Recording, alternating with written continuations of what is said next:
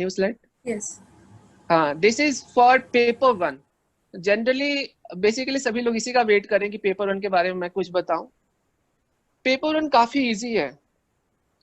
Paper one और paper two, पहले क्या था कि 3 पेपर होते थे, paper 1, 2 and 3। Paper 1 objective, paper 2 objective और पेपर 3 सब्जेक्टिव होता था। लेकिन अब इतना आसान हो गया कि पेपर 1 ऑब्जेक्टिव होता है, पेपर 2 भी ऑब्जेक्टिव होता है, और दोनों को कंबाइन स्कोर मिला करके ही आपका मेरिट लिस्ट तैयार होता है।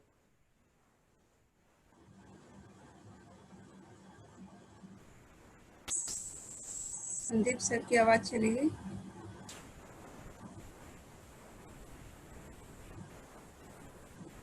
आ रहा हो कि टोटल 10 मिनट होते हैं। सॉरी, मुझे हिंदी टाइप करना नहीं आता, इसलिए मैंने अंग्रेजी में ही टाइप किया हूँ। आप प्लीज आप कहीं से गूगल पे डाल लें कि कौन सा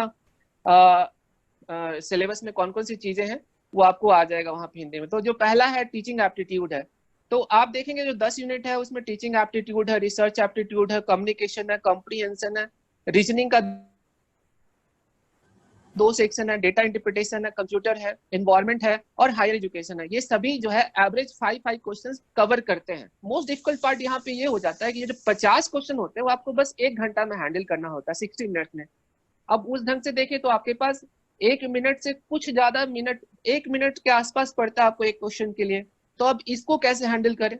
तो मैं इसमें भी लोगों को बोलता हूँ कि आपका जो जो चीजें नहीं आती हैं, जैसे कमजोर है, जैसे हमारे वाले लोगों को डेटा इंटरप्रिटेशन में काफी प्रॉब्लम होता है, उनको काफी समय लगता है।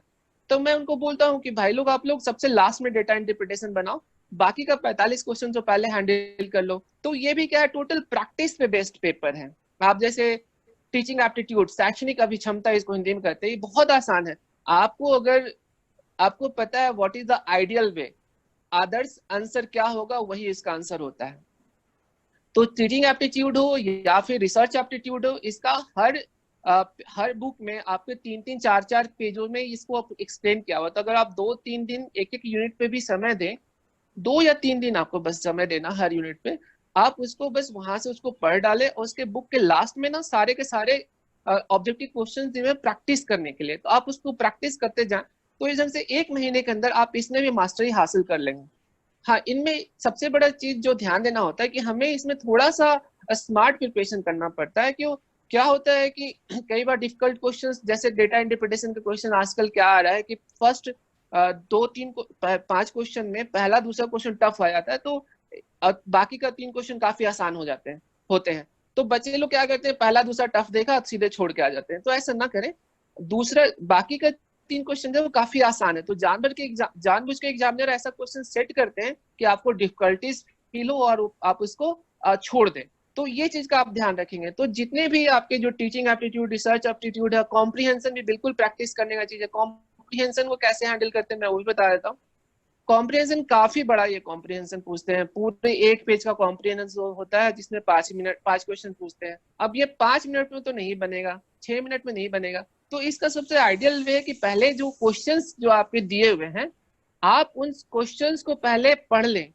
आप सारे 5 क्वेश्चन को पढ़ें, उसमें कौन सा हाईलाइटिंग एरिया है, कीवर्ड क्या है उसको देखें, और उस कीवर्ड को अंडरलाइन कर लें उस क्वेश्चन में। और जाकर के जब कॉम्प्रिहेंशन पढ़ेंगे तो जहां जहां वो कीवर्ड आएगा वहां पे डायरेक्ट अंडरलाइन मारे, और इससे क्या हो जाएगा, आपका कॉम्प्रिहेंशन 5 से 7 मिनट में बन जाएगा।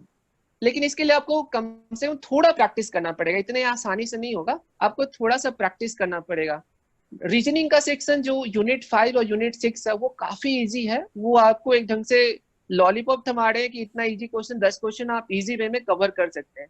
रीजनिंग में भी क्या है, वो फिक्स्ड रीजनिंग पूछते हैं। एक एक क्वेश्चन जो रीजनिंग आते हैं ना, वो बिल्कुल वही रीजनिंग को फिर से घुमा करके दूसरे साल भी थमाते हैं। तो आप बिल्कुल पैटर्न देख लें कि रीजनिंग का कौन सा पैटर्न जो है वो दिया जा रहा है, उसी पैटर्न को आप थोड़ा प्रैक्टिस कर ले, तो आपके 10 क्वेश्चन बहुत इजिली वे में आ जाएगा।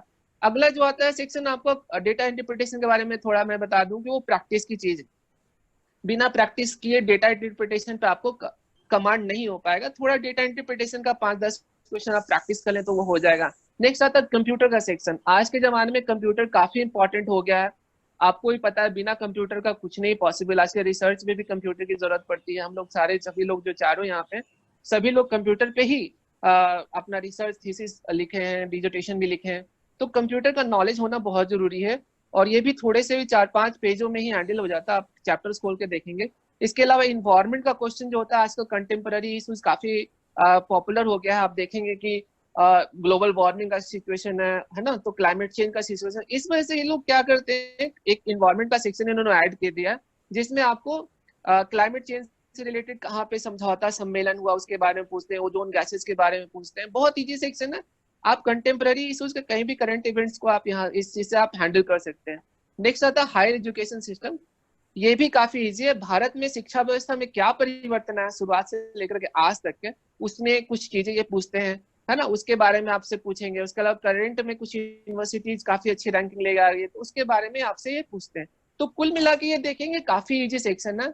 60% स्कोर करना कोई बड़ी बात नहीं है। मेरे जितने भी स्टूडेंट हैं वो फर्स्ट पेपर में 35 क्वेश्चन कर लेते हैं, सेकंड पेपर में भी 65 क्वेश्चन कर लेते हैं, आसानी से क्वालिफाई कर जाते हैं। तो पेपर ऑन बस 1 महीने का गेम है, 1 महीना आप प्रैक्टिस करें, अपने आप हो जाएगा। Practice is the most important thing.